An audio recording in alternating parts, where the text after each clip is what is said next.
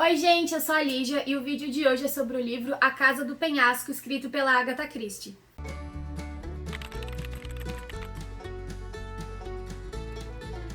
Bom, já quero começar dizendo que se você é novo aqui no canal, já se inscreve, ativa o sininho, aproveita para maratonar todos os vídeos do meu canal e eu vou deixar também meu Instagram para você me seguir aqui embaixo. Sempre tem conteúdo novo por lá, então já me segue para não perder nada. Mais um livro da Agatha Christie. Vocês sabem, o livro da Agatha Christie acaba seguindo sempre a mesma receita, a mesma fórmula, o que não quer dizer que seja algo ruim, apesar de que às vezes se torna um pouco previsível.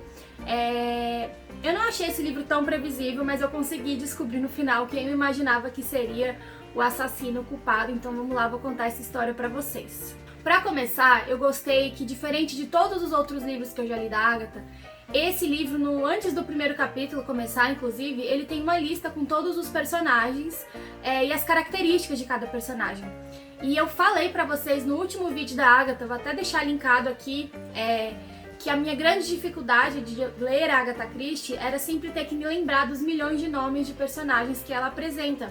Eu sempre me esqueço, aí eu acabo tendo que voltar pra ver quem que é esse cara, o que ele é, e que muitas vezes eu acabava associando uma característica do personagem, como, sei lá, tem a filha, esse cara aqui era um empresário, pra eu poder me lembrar dos nomes, né? Afinal, os nomes também são meio complicados em inglês, então eu nunca me lembrava.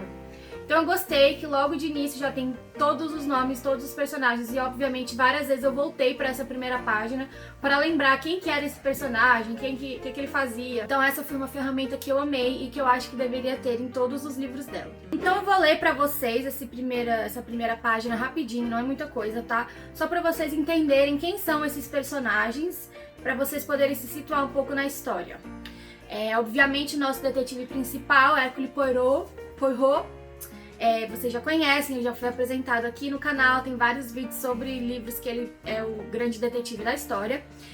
Dessa vez o Poirot está acompanhado, ele tem a ajuda do grande amigo dele, o Capitão Hastings. Eu acho que é assim que fala, Hastings, pelo menos eu li assim.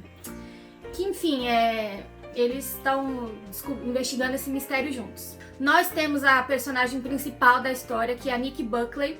Ela é uma jovem que mora na Casa do Penhasco. Essa Casa do Penhasco, como o título do livro traz, é uma casa que está presente na família da Nick há mais de 100 anos. É uma grande tradição na família dela, é muito conhecida nessa pequena cidade em que ela mora. Então ela é muito apegada à casa, porque tem muitas memórias, é um símbolo da família dela. Nós temos a Ellen, que é a funcionária, no livro chama ela de empregada da Casa do Penhasco, então ela tá lá fazendo os serviços dela, mas ela tá sempre dando uma olhada em tudo que acontece, ouvindo tudo pelas paredes. Nós temos o comandante George Challenger, que logo de cara já ficou super amigo do Capitão Hastings, o amigo do Poirot. Não sei porque eles super se identificaram, mas a Nick não tem muita confiança dele não. E aí vem o Jim Lazarus, que é um grande amigo da Nick. Ele é filho de um homem muito rico e ele só pensa em mulheres e carros. E o que dá a entender é que a Nick tem meio que um crush nele, ele tem um crush na Nick, não sabemos ainda como essa história vai se desenrolar no início. E aí tem Charles Weiss, que é um advogado super famoso e influente na cidade e é primo da Nick. Acaba que ela não tem muita família na cidade, ela é solitária, né? Ela mora sozinha. Então o Charles, ele é um apoio que ela tem na cidade, ele é um advogado super reconhecido. E aí a gente tem o Burt e a Millie Croft.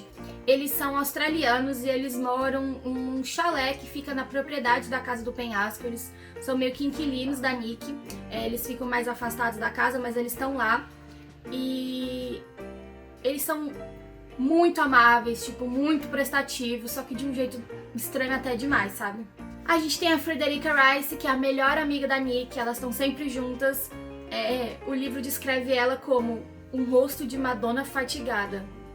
Sabe, sei lá o que isso significa, mas ela meio que passa sofrimento, ela tem um semblante meio triste, assim, sabe? A Meg Buckley, que também é uma prima da Nick, só que ela mora no interior. Não é muito presente, mas ela acaba entrando nessa história, vocês vão entender por quê. E por último, o inspetor Jepp, que trabalha na Scotland Yard, que acaba sendo um apoio pro Poirot no final, porque ele acaba precisando da ajuda da polícia, vocês também vão entender o porquê, mas eles são velhos amigos. Então, já conhecendo os personagens, vamos lá para a história, o enredo desse livro. Bom, depois de anos e anos trabalhando e atuando como investigador, o Poirot decide se aposentar. Ele acha que ele já tá velho demais, ele já cumpriu a missão dele e tá bom, né? Então ele e o Hastings, seu amigo, decidem tirar férias e eles vão para esse hotel Majestic, que é um hotel super chique e luxuoso, descansar, aproveitar o resto da vida, aposentadoria, enfim. Lá no hotel eles avistam uma moça muito bonita, no caso a Nick, e acabam puxando assunto, conversando com ela e tudo mais. Ela conta da casa do penhasco, o quanto é importante na história da família dela. Ela tem realmente uma obsessão por essa casa, é muito importante pra ela. Eles acham interessante saber mais dessas histórias e tudo mais. E ela acaba comentando por cima que ultimamente coisas estranhas têm acontecido com ela. Ela escapou da morte 3 vezes. Em 3 ocasiões diferentes ela poderia ter morrido e de alguma forma ela conseguiu sobreviver.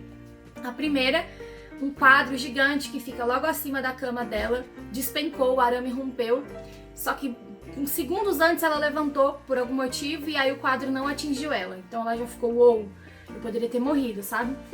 Na segunda ocasião ela estava andando um caminho assim estreito até a casa do penhasco, afinal era um penhasco, então é uma subida, e aí uma grande pedra, uma rocha se deslocou lá de cima e caiu na direção dela e quase atingiu a cabeça dela, ela poderia ter morrido fatalmente. Então ela também escapou e ela ficou, nossa, que estranho.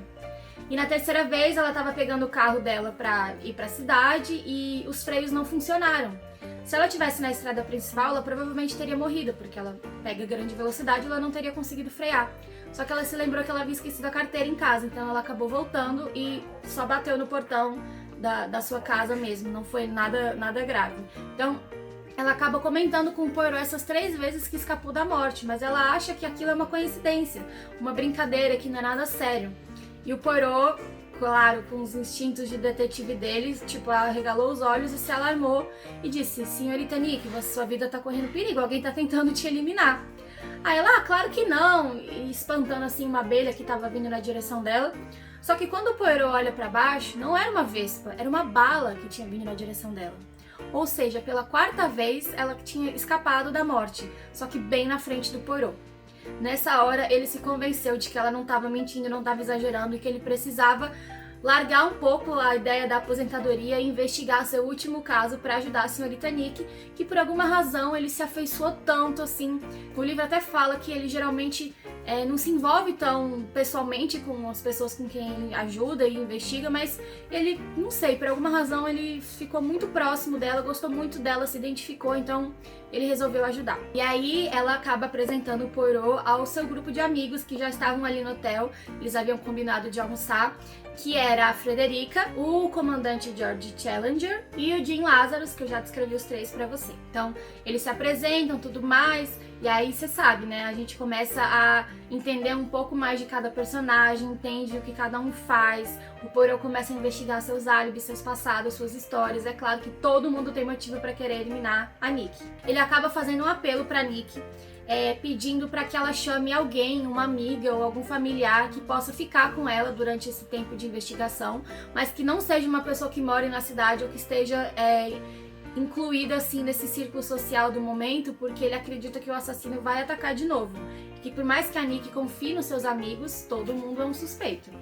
Então ela acaba chamando a Maggie, a prima dela do interior que eu falei pra vocês, pra passar uns tempos com ela, pra ela ter companhia de alguém que não seja um suspeito. Aí o Poirot descobre que no passado, uns meses antes, a Nick teve que fazer uma cirurgia, acho que foi de apêndice, e o senhor e a senhora Croft, aqueles que moram no chalé australianos, que moram no terreno da Nick, falaram pra ela fazer um testamento, afinal, nunca se sabe o que pode acontecer, e é uma maneira de segurança. E ela acha uma ótima ideia, faz um testamento. O Sr. Croft até se oferece para entregar para o advogado dela, o primo também, o Charles Weiss. Enfim, ela faz a cirurgia e dá tudo certo. E obviamente o Poirot, a primeira coisa que ele faz é ir atrás desse testamento, afinal a maioria dos crimes são motivados por amor e dinheiro.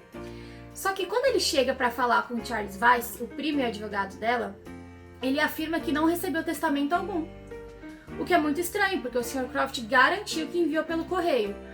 Bilbo não. O que será que teria acontecido então? O Sr. Croft mentiu? O Charles mentiu? Extraviou no correio? Alguém roubou a carta? Então a gente fica nessa tentando entender o que está acontecendo. E aí um acontecimento importante que Não é um grande spoiler, porque é logo no começo do livro e não vai afetar a narrativa de vocês, porque não faz parte das grandes descobertas do livro, mas a Meg, a prima da Nick, acaba morrendo. A Nick realiza uma festa, que já estava marcada, com fogos de artifício, acho que tá até aqui na capa, né, os fogos e tudo mais. E tá muito frio naquela noite, então a Nick entra com a Meg para elas pegarem os casacos. A Nick sobe no quarto dela pra pegar um casaco e a Meg fica embaixo, já pegando o chale dela que tava na porta ali. E aí se escuta um grande estrondo, um barulho de tiro, e quando vê a Meg tá caída no chão morta. A Nick desce correndo as escadas, tipo em choque, e ninguém entende o que aconteceu. Aquele chale que a Meg tava pegando, ele era da Nick. Então a pessoa que matou achava que a Meg era a Nick.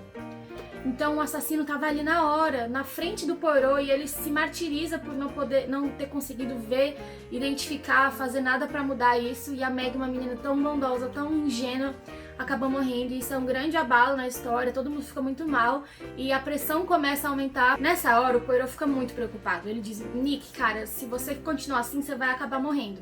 Ele conversa com o diretor de um hospital, uma instituição mental que tem ali na cidade, e pede pra Nick ficar internada lá, mas como uma medida de segurança. Eles não deixam ninguém entrar no quarto, nada que veio de fora, de comida, nada assim pode ser entregue ao quarto dela, só flores e tal, porque os amigos, a família mandam flores como apoio.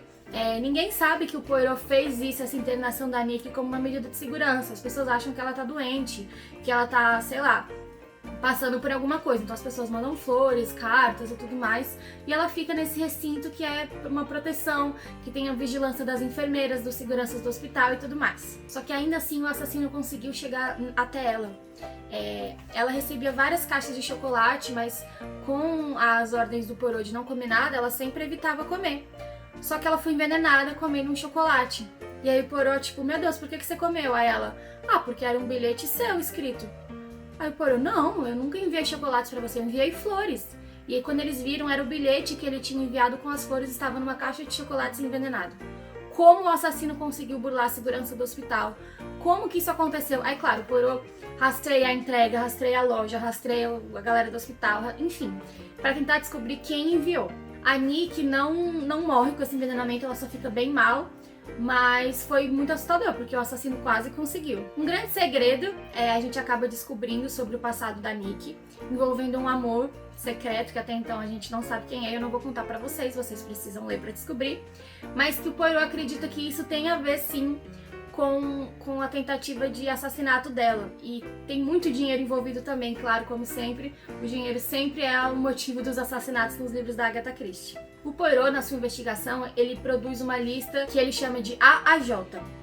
Do A até o I, ele enumerou os personagens dessa história, que são pessoas que possivelmente têm alguma coisa envolvida com essa história, que possam ser suspeitas, mas ele não sabe quem é o J.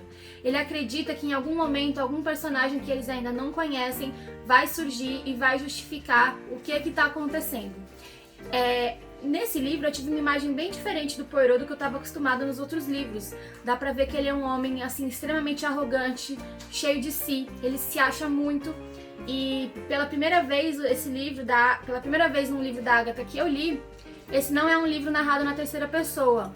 É um livro narrado na visão da primeira pessoa do Capitão Hastings, que é o amigo do Poirot. Então ele dá toda a versão da história na visão dele. A gente conhece a história na visão dele. E ele fica tipo, nossa, o Poirot tá se achando muito agora. Nossa, coitado, ele tá muito mal porque ele não consegue descobrir o que aconteceu. Acho que realmente chegou a hora dele se aposentar. Então eu vi um lado do Poirot de egoísmo, dele se achar assim, sabe? Ser muito cabeça empinada, que eu não tinha visto nos outros livros. Eu achei algumas passagens do livro um pouco machistas também, mas temos que entender também o contexto social e histórico que esse livro foi escrito, né? A Agatha Christie já morreu, ela estava viva na Segunda Guerra Mundial, então é um livro antigo e claro que as tendências sociais da época eram diferentes das que a gente tem hoje. Então, ok, eu consigo deixar passar, eu consigo entender esse contexto. Também não vou problematizar isso porque eu entendo. Eu acredito que para algumas pessoas o final desse livro possa ser super surpreendente, assim.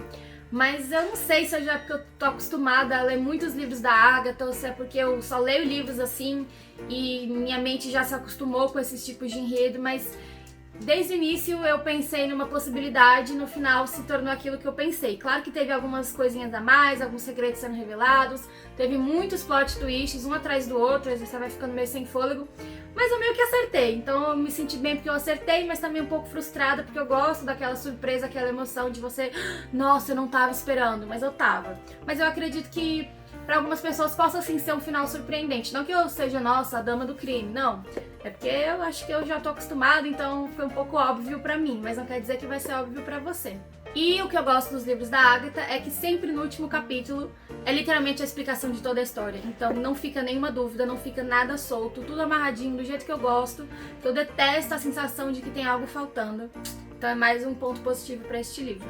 Bom, o livro é bom, não é uma grande obra de arte, segue aquele mesmo tipo de livro da Agatha Christie, aquela mesma receita, a mesma fórmula, mas é um livro bom. Eu dei 4 estrelas no meu Instagram, então se você não me segue lá, vou deixar aqui embaixo já pra você me seguir, porque eu sempre que eu termino de ler um livro eu posto lá, coloco a minha avaliação. Eu quero pedir também pra você se inscrever no canal se você não é inscrito, ativar o sininho, comentar e aproveitar pra assistir outros vídeos do canal. Eu acho que é isso, é uma leitura leve, tem 200 páginas, você lê rapidinho e é uma boa maneira de passar o tempo, tem bastante segredos e, enfim, não é o melhor livro da Agatha que eu já li, mas é um bom livro. E eu espero que vocês tenham gostado, deixem nos comentários se você já leu esse livro ou se você já leu algum outro livro da Agatha e eu vejo vocês na próxima. Tchau!